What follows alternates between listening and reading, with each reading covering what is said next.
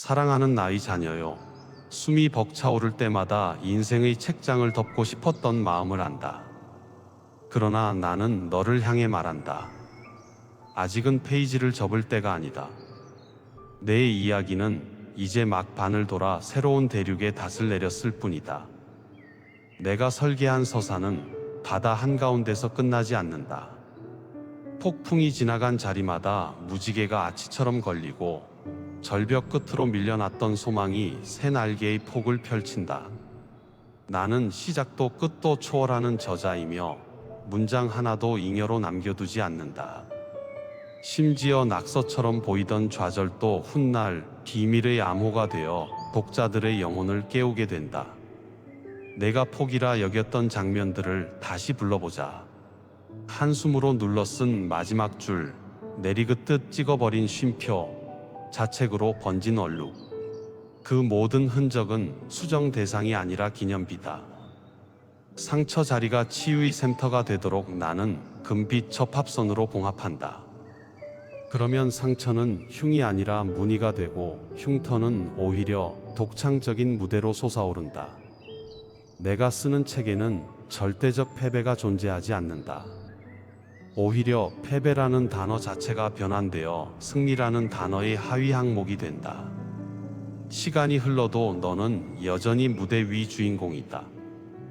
일부는 조연으로 자리 바꿈을 하고 어떤 이는 퇴장하지만 빈 무대는 절대로 남지 않는다. 새로 등장하는 기쁨이, 염려 없이 뛰노는 어린 날의 꿈이, 고개 숙인 현 시점의 너를 다시 일으켜 세울 동역자가 조명 아래 모습을 드러낸다. 나는 모든 인물을 배치할 때 결코 오류를 남기지 않는다. 내 곁에 다가올 영혼마다 한 구절씩 선물처럼 담고 올 것이다. 슬픔에 익숙한 사람에게는 치유가, 두려움에 잠긴 사람에게는 담대함이 흘러가게 된다. 배경 역시 변화한다. 좁은 골목 같은 일상만 바라보던 시야가 푸른 벌판, 광활한 수평선, 심지어 사막의 핀 강가의 기적까지 품는다. 나는 지리적 좌표를 넘어 내 인식을 확장한다. 이전에는 달력을 들여다보며 나를 세웠다면 지금은 영원을 바라보며 계절을 헤아리게 할 것이다. 그래서 기다림도 무의미한 공백이 아니라 준비의 온실이 된다. 온실에 심긴 씨앗은 겉으론 고요해 보이지만 땅 속에서 분주하게 뿌리를 내린다. 이 여정에서 고비가 사라지는 것은 아니다. 긴장감은 성장의 활력소다. 그러나 이번에는 방향이 다르다. 절망을 전제로 하는 긴장이 아니라 반전을 예비하는 긴장이다. 시험이 손짓해도 실족이 아니라 성숙의 계단이 되고 흔들림이 찾아와도 몰락이 아니라 변곡점이 된다. 고난의 열이 오를수록 불순물은 밀려나고 순금 같은 믿음이 자리 잡는다. 누구도 짐작 못했던 순간에 선명한 반전이 펼쳐져 슬픔을 익히던 눈에 기쁨의 눈물이 맺힌다. 나는 글을 쓸 때 리듬을 넣는다. 낮에는 분주한 8분음표로 달리게 하고 밤에는 쉼표를 박아 숨을 고르게 한다. 쉼은 멈춤이 아니라 다음 폭발적 악장을 위한 태엽 감기다. 그러니 침묵의 시간이 찾아오면 자책하지 말고 안식을 배우라. 고요 속에서 들려오는 작은 파동, 그것이 성령의 박동이다. 그 박동이 너의 심장 박동과 공명할 때 비로소 믿음의 드럼이 울린다.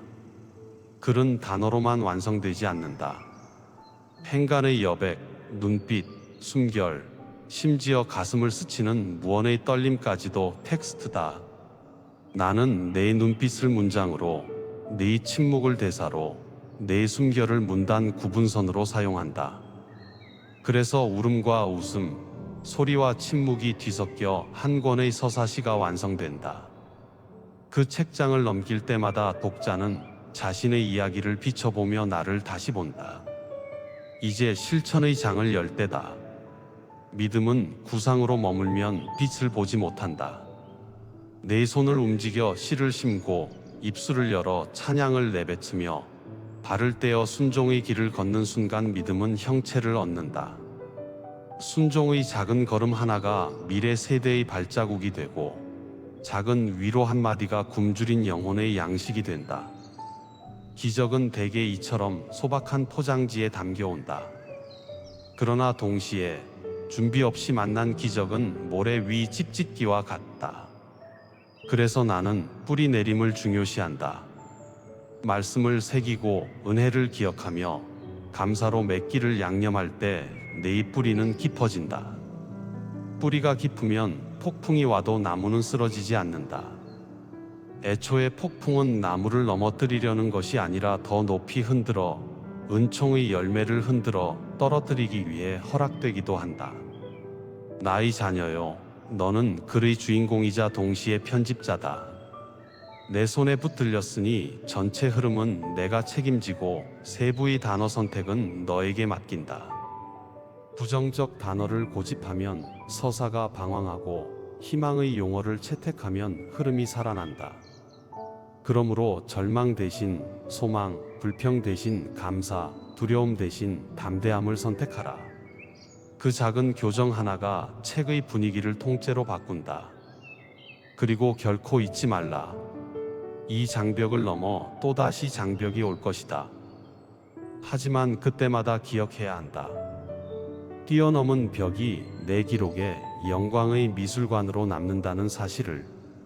벽돌 틈 사이 이끼처럼 피어난 눈물은 시간이 지나면 다이아몬드의 광채로 굳어 어둠 속 길 찾는 자들에게 빛을 비춘다.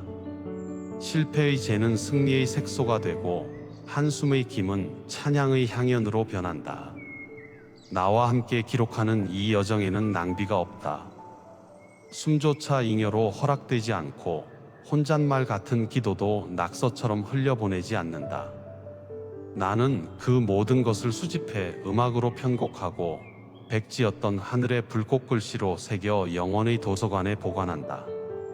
이 도서관엔 벌써 네 초판본이 진열돼 있고 개정판이 무한히 추가될 예정이다. 마지막 장을 향해 전진하라. 그러나 마지막 장이라고 해서 짙은 슬픔을 미리 깔아두지 말라. 이것은 폐막이 아니라 무대 교체다. 커튼콜이 끝나도 조명이 꺼지지 않는 이유는 영원이라는 앙코르가 준비되어 있기 때문이다. 인생 무대가 닫히는 그 순간 새로운 영원 무대의 막이 오른다. 그러니 마감을 두려워하지 말고 매 컷을 명장면으로 남겨라. 내가 너를 사랑한다는 진술은 책 전체를 관통하는 테마다. 어떤 비유도 이 사랑의 깊이를 다 담을 수 없으니 계속 써내려가며 증명해 나가자. 5만 줄을 써도 부족할 테지만 부족함 자체가 또 다른 장르의 아름다움이 된다. 사랑으로 시작했고 사랑으로 유지되며 사랑으로 완성될 이 작품은 오직 너와 나만이 함께 할 수 있는 공동 원고다. 이제 또 한 페이지를 넘길 준비가 되었느냐? 두 손을 활짝 펴라. 도착할 축복의 잉크가 흘러넘칠 수도 있다. 흘러넘친 잉크는 낭비가 아니다. 그것이 넘쳐 이웃의 원고를 적실 때 그들 또한 자기 이야기를 완성해 간다. 축복은 순환 구조다. 받음은 곧 나눔이 되고 나눔은 곧 더 큰 받음이 된다. 내 이야기는 계속된다. 황혼이 저물러도 노을이 붉은 이유는 어둠을 밀어낼 빛이 뒤따라오기 때문이다. 자, 펜을 들어라. 피가 아닌 은혜의 잉크로 쓰라. 눈물로 적어도 좋다. 그러나 눈물은 곧 진주가 된다. 내 광채가 비치면 그 눈물 방울마다 무지개가 어린다. 사랑하는 나의 자녀요, 아직 끝나지 않은 이야기에 설레며 발을 내디뎌라. 나는 앞서 걸어 길을 밝히고 뒤에서 받쳐 걸음을 지키며 내 안에서 영감을 솟게 하는 삼중의 저자다. 그러니 한 글자도 두려움에 떨지 말고 모든 문장을 사랑으로 새겨라. 우리는 함께 세계를 울릴 서사시를 완성할 것이다. 아멘.